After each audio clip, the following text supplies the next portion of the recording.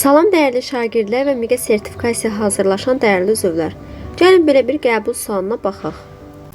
Deməli, məsələdə bizə nə deyir? X doymuş aldehidinin tam yanma reaksiyasının qrafikinə əsasən bu aldehidin mis-2 hidroksidi ilə oksidləşməsindən alınan üzvü maddənin nisbi molekul kütləsini hesablayın. Deməli, qrafikə fikir verək. X maddəsinin kütləsi A qramdır. X maddəsi yandıqdan sonra əmələ gələn karbon qazının kütləsi isə 2A qədərdir.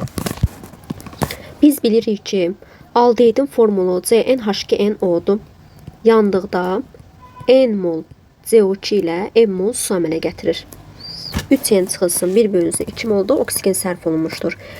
Deməli, biz necə həll edəcəyik? Alınan karbon qazının kütləsi aldehidin kütləsindən 2 dəfə çoxdursa, deməli mən aldehidin kütləsini vursam 2-yə, bərabər etsəm karbon qazının kütləsinə, biz buradan N'in qiymətini tapmış olaraq.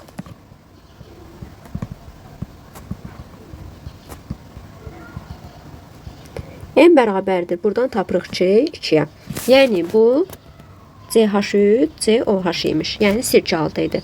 Biz də bilirik ki, aldehidlər mis-2 hidroksid ilə oksidləşdikdən sonra karbon turşuları əmələ gətirirdilər. Yəni, sirkə aldehiddə mis-2 hidroksid ilə reaksiyasından sirkə turşusu, kuprum 2 və su əmələ gətirəcək. Bizdən oksidləşdikdən sonra alınan üzvü maddənin, yəni sirkə turşusunun nisbi molekul kütləsini soruşur.